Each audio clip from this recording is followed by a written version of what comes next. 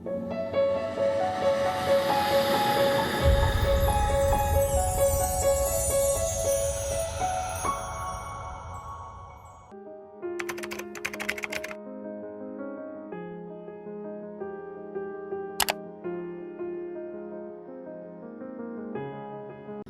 Friends, मैं doctor Asha Gaude, gynaecologist and IVF consultant, Umang hospital Hadapsar Pune से। आज मेरे जो भी इनफर्टिलिटी के सब्सक्राइबर है जो प्रेगनेंसी प्लान कर रहे हैं लेकिन जिनको प्रेगनेंसी नहीं हो रही, उनके लिए एक इंटरेस्टिंग टॉपिक लेके आई हूँ कि what is the unexplained infertility.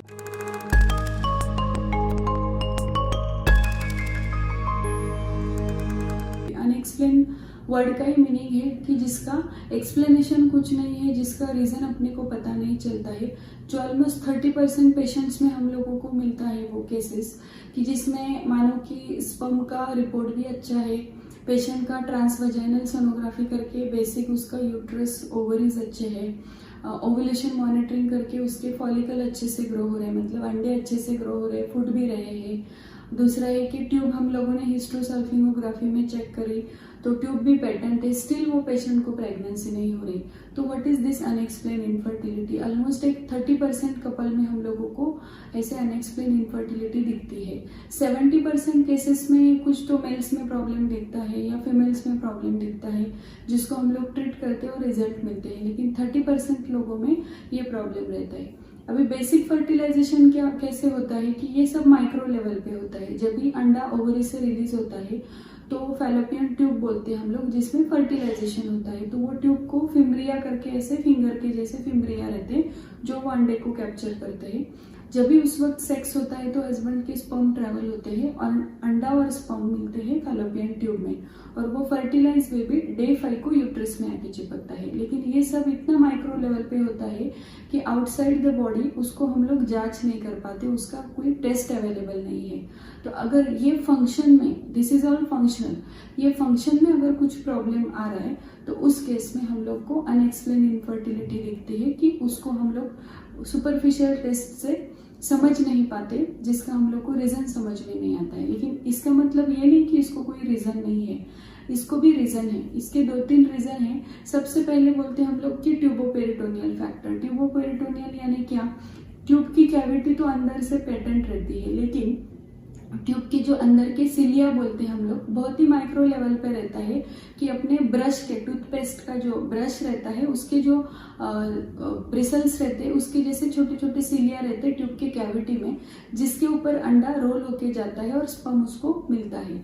कभी कभी वो सिलिया वीक रहते हैं या उनको उतना मोटिलिटी नहीं रहता है, उसकी वजह से भी वो अंडा और स्पर्म मिल नहीं पाते, जिसके लिए कोई टेस्ट नहीं है। दूसरा है कि वो ट्यूब कभी कभी बाहर से पेरिटोनियल कैविटी को या फिर किधर तो चिपकी हुई रहती है अडेजेंस की वजह से, कोई पर्दे वगैरह रहते हैं उसकी वजह से, तो उसकी वजह से वो ट्यूब वो अंडे को पकड़ नहीं पाती है। कभी कभी जो फिम्ब्रिया मैंने बताया है उनको मोटिलिटी नहीं रहती, वो बहुत टाइट रहते हैं या वो उनको भी अडेजेंस रहते हैं, उसकी वजह से वो अंडे को कैप्चर नहीं कर पाते, उसकी वजह से भी फर्टिलाइजेशन नहीं होता है। सेकेंड इंपॉर्टेंट फैक्टर है सर्वाइकल फैक्टर।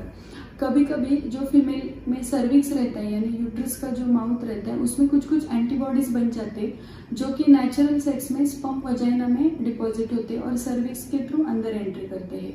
तो जो एंटीबॉडीज बन जाते हैं सर्विक्स पे, वो कभी कभी स्पर्म को किल करते हैं और वो स्पर्म आगे नहीं बढ़ पाते, तो उसकी वजह से भी फर्टिलाइजेशन या प्रेगनेंसी नहीं होती।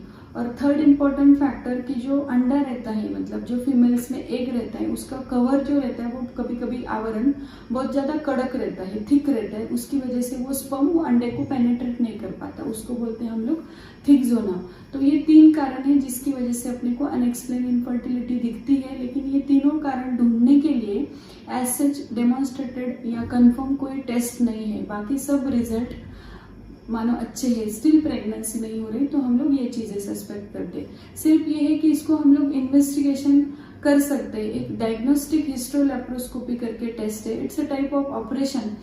अंडर एनेस्थेशिया करते हैं हम लोग, एक आधे घंटे का ऑपरेशन है। पेन के जैसे कैमरा आपके पेट के अंदर जाते हैं, आपको बड़ा कट होता नहीं, और अंडर एनेस्थेशिया हम लोग सब चेक करते हैं कि ये ट्यूब कहीं पे चिपकी हुई तो नहीं है ना, फिर अगर अडेजेंस रहे तो उसको हम लोग रिलीज करते हैं। ट्यूब और ओवरी का रिलेशन कैसा है। कभी कभी एंडोमेट्रियोसिस करके एक चीज़ बोलते हैं हम लोग, उसकी वजह से अडेजन्स बन जाते हैं या अंडे ठीक से रहते नहीं है, या फिर पेल्विक इन्फ्लेमेटरी डिसीज बोलते हैं हम लोग कि इन्फेक्शन का ही एक पार्ट है वो, जो कि पेल्विक एरिया का इन्फेक्शन रहता है माइक्रो लेवल पे, उसकी वजह से ट्यूब और ओवरी का रिलेशन डिस्टर्ब रहता है।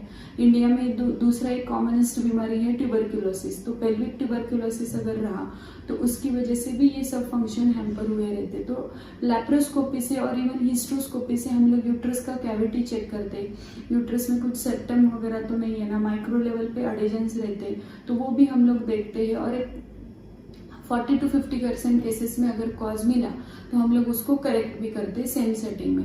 लेकिन मोस्ट ऑफ द पेशेंट्स में काफ़ी टाइम ये लैप्रोस्कोपी और हिस्ट्रोस्कोपी नॉर्मल आती है।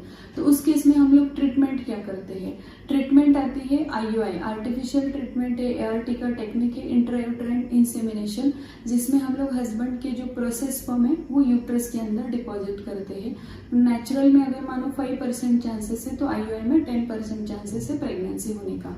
तो अगर आपका लैप्रोस्कोपी नॉर्मल आ रहा है तो हम लोग consecutive back to back 4 IUI करते हैं, और अगर 4 IUI अगर आपके फेल हुए तो हम लोग टेस्ट ट्यूब बेबी सजेस्ट करते हैं। तो फ्रेंड्स, आज की वीडियो का अनएक्सप्लेन इनफर्टिलिटी का टेक होम मैसेज यही रहेगा कि अनएक्सप्लेन इनफर्टिलिटी जो है, ऐसे नहीं कि उसका कोई कॉज नहीं है, उसका कॉज है, लेकिन बहुत माइक्रो लेवल पे वो है जिसके लिए कोई टेस्ट नहीं है। तो अपने को बहुत प्रिसाइज अप्रोच रख के ये पेशेंट को इन्वेस्टिगेट और ट्रीटमेंट करना रहता है। तो हम लोग पहले डायग्नोस्टिक हिस्टोलैप्रोस्कोपी करते हैं कि हम लोग एक छोटा सा ऑपरेशन रहेगा जिसमें अंदर से जांच करेंगे, और अगर उसमें कुछ पता चला तो उसका ट्रीटमेंट करेंगे, और अगर वो भी नॉर्मल आया तो हम लोग 4 IUI करते हैं, और अगर उससे भी प्रेगनेंसी नहीं रही तो फिर हम लोग IVF यानी टेस्ट ट्यूब बेबी सजेस्ट करते हैं, जिसमें ICSI इंट्रासाइटोप्लाज्मिक स्पर्म इंजेक्शन के बहुत अच्छे रिजल्ट हैं।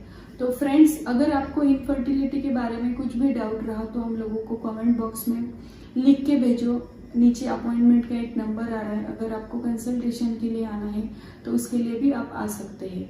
अगर आपको ये वीडियो अच्छा लगा हो तो इसको लाइक करो, शेयर करो और सब्सक्राइब करो। Thank you.